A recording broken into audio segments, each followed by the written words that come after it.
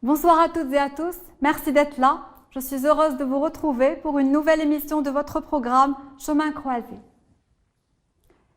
J'aime rappeler et me rappeler ces paroles fortes de sens « Innama ad-dinu al-mu'amala ». C'est beau. On devrait plonger en cette parole des années pour établir le sens de al-mu'amala et comprendre tout le message qui va suivre dans sa grandeur et sa puissance. Malgré l'apparence de simplicité, c'est dans la simplicité que réside la grandeur. Aujourd'hui, j'aimerais partager des hadiths qui sont cette simplicité, cette grandeur, et qui illustrent cette parole « Innama ad-dinu al-mu'amala ». Comment, il y a tant de siècles, dans une région de folie humaine, comment il y a tant de siècles, dans une région où les femmes et les enfants n'étaient pas respectés, et où la liberté de penser et d'opiner ne l'était pas, où le comportement était violent et dur, comment dans cette région, le prophète Sayyidina Muhammad sallallahu alayhi wa sallam va révéler et dire, va communiquer, partager des messages qui invitent à un comportement élevé. Je veux ce soir dire ces messages. Vous les dire est une façon de les honorer. Vous les connaissez, peut-être sûrement, mais j'ai appris que l'important, il faut le dire, le redire, l'intégrer, le vivre et le sentir. Et aujourd'hui, dans la responsabilité qui est mienne, je décide de partager ces paroles qui, lues dans leur contexte, émeuvent et élèvent. Il y a 14 siècles. À cette époque, était-il évident de dire « Dieu emplit de sérénité et de foi le cœur de celui qui chasse sa colère » Ici, le prophète Sayyidina Muhammad sallallahu alayhi wa sallam encourage au bien-être, au bonheur, à la paix, et il encourage à cela en faisant une promesse. Dieu emplit de sérénité le cœur de celui qui chasse sa colère. En disant cela, il apporte une assurance, une certitude, et tous savons et avons besoin d'être rassurés. Et il le sait, il le dit. Pourquoi est-ce qu'il le fait? Pour que les croyants puissent vivre le sens du message, la paix, les moments de bonheur, les instants de paix, car il s'agit de cela. Innama ad-dinu al-mu'amala. À cette époque, était-il évident de dire « Celui qui console ceux qui sont atteints par l'adversité, c'est-à-dire qui les aide à endurer avec patience, recevra la même récompense qu'eux » Que fait le prophète? Il fait un clin d'œil fort et puissant au concept d'empathie et il promet une récompense pour encourager.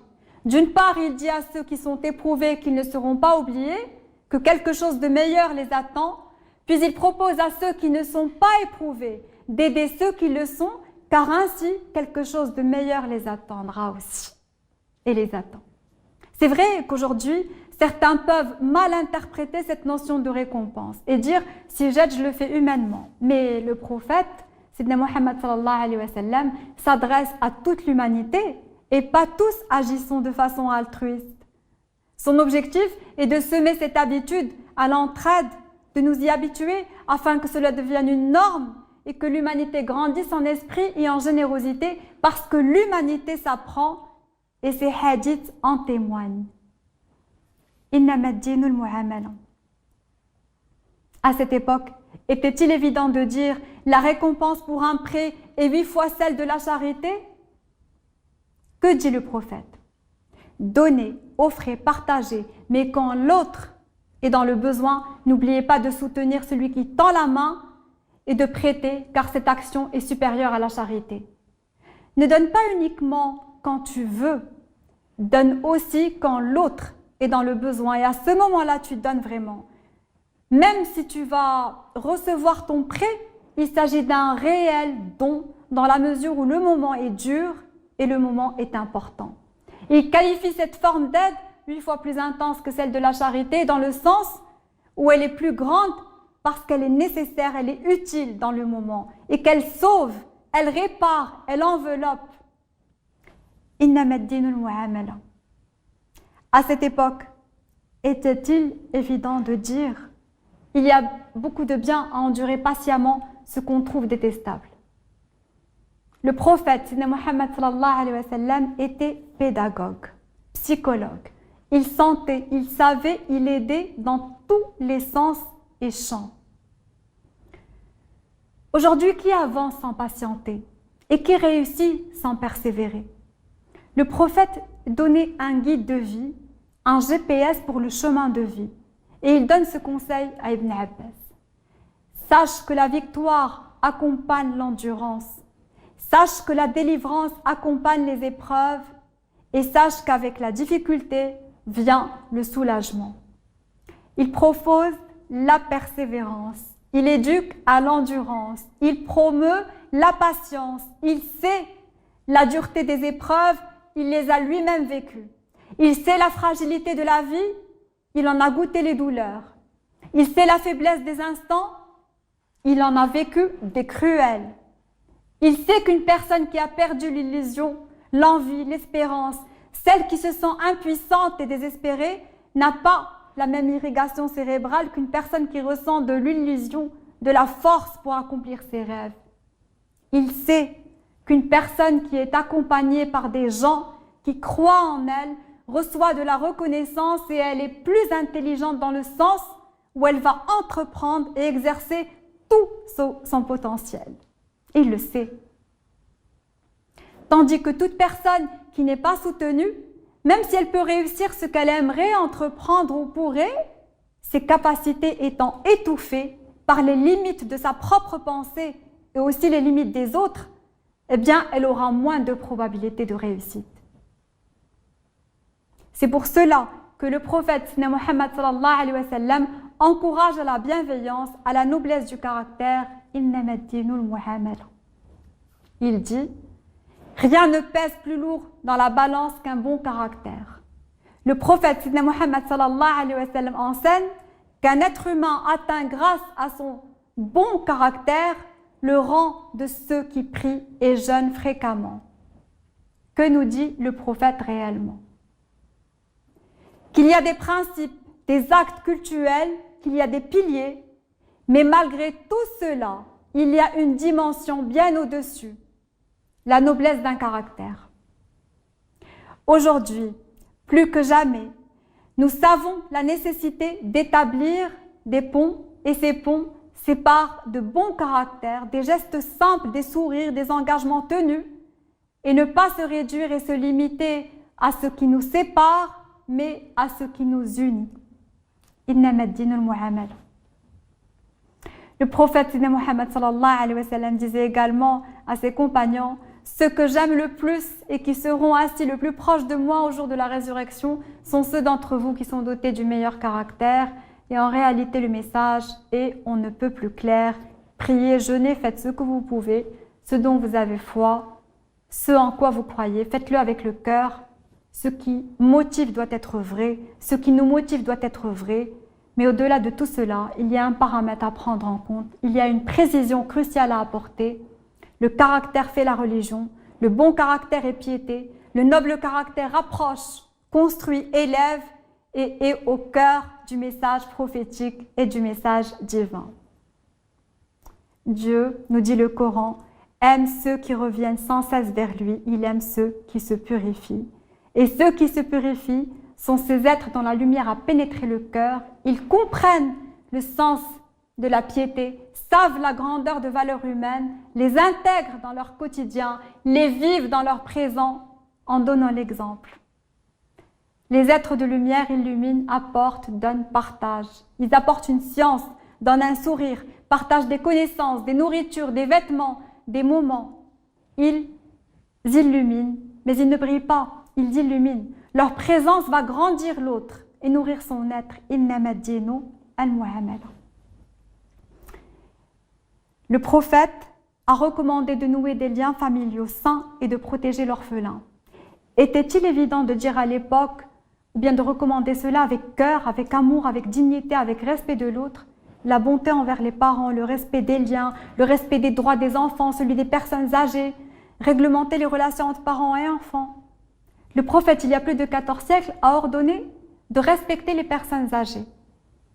Personnellement, je trouve ces recommandations nobles dans le sens où il ne s'agit pas d'un respect en raison de leur âge, mais un respect qui rappelle leur présence et toute la joie et la sagesse qu'elle peut toujours et encore enfanter.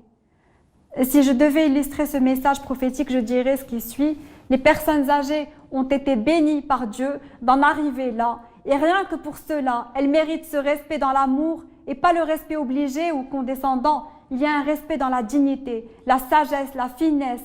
Et ce respect-là qu'ils méritent et que nous, ou bien vous méritez à votre tour et à notre tour, si vous savez en être à la hauteur. En fait, je n'aime pas quand on parle aux personnes âgées comme si on parlait à des enfants. Le prophète a eu des amis plus âgés, des femmes plus âgées, des compagnons plus âgés. Il les consultait, il ne les infantilisait pas. Car son message avait pour but de construire des fondations d'un islam compris et senti. Et j'aimerais là, pour illustrer son souhait de construire les fondations d'un islam compris et senti, vous poser une question. Pour construire un bateau ou bien une maison, une demeure, vous commenceriez par acheter le bois, le matériel nécessaire à sa construction? Je pense qu'aucune personne qui souhaiterait ou souhaite construire une maison ou autre ne commencerait par le matériel ou acheter le matériel. Elle commencerait par imaginer et rêver l'endroit, le lieu où elle souhaite habiter. Il nous faudra, pour construire réellement ce bateau ou bien cette maison, se focaliser d'abord sur le désir de cette construction, réaliser ce qui nous motive, visualiser ce qui nous enchante et va nous enchanter. Et c'est seulement après se mettre à récolter le matériel nécessaire, seulement après nous avoir enchantés par la vision qu'on pourra aller l'acheter, afin que cela se fasse avec engouement, avec dévotion, avec passion. La foi et l'amour, c'est d'abord ce désir ardent qui nous motive à être meilleurs et à grandir et à apporter, à éduquer l'âme, le cœur, l'esprit. Ça commence par s'aimer pour vouloir le meilleur à soi-même. Ça s'appelle le respect. Et par la suite, le respect des autres et leur amour avant de se concentrer sur uniquement les pratiques cultuelles, si je devais en faire une sorte d'analogie.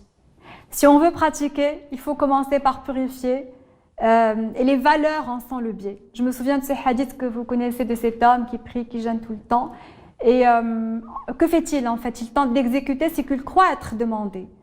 En fait, il se concentre sur le matériel d'abord. Mais la réalité est que pour s'adonner à ses prières et accomplir ses jeûnes, d'autres vont devoir prendre de leur temps pour s'occuper de lui et lui donner à manger et prendre soin de lui. Alors qu'en est-il? Où se positionnent ces autres?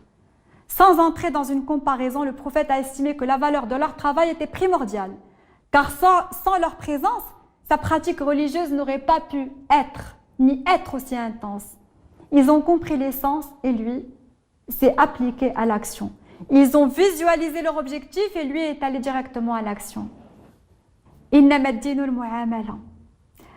À travers les récits que j'ai partagés avec vous, et les hadiths, les versets, la tradition prophétique, nous réalisons que Dieu a voulu protéger les plus faibles à des instants de vie, à des moments fragiles, en gratifiant ceux qui auraient à leur égard un bon comportement. Et j'ajoute, outre ces recommandations, une aussi importante si ce n'est plus, elle concerne les orphelins.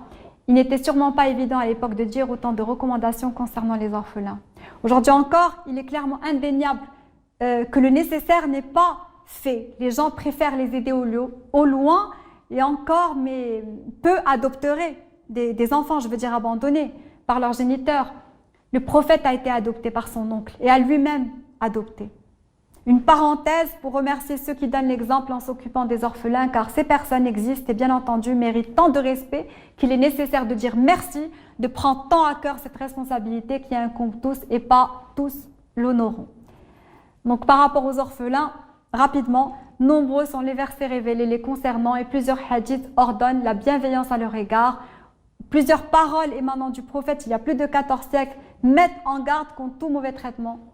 Et Sidna Mohammed, sallallahu alayhi wa sallam, disait « Quand un homme caresse la tête d'un orphelin, Dieu enregistre des bonnes actions pour chacun des cheveux qu'il touche. » Bien entendu, il ne s'agit pas d'aller à la recherche d'un orphelin pour caresser sa tête, mais c'est une belle métaphore qui induit et implique de la tendresse infinie, un sens de responsabilité fort et une compassion en mouvement, donner une caresse en sentant que cela aurait pu être notre tête, nos cheveux, notre besoin et nos carences. Et ce n'est pas uniquement de la générosité de l'âme, c'est de la responsabilité de l'être. Innama ad-dinu al-mu'amala. Merci de m'avoir suivi. J'espère vous retrouver très prochainement, même chaîne, même heure. D'ici là, prenez soin de vous et restez avec nous pour la suite des émissions, de nos émissions sur Asset Vissa. Merci.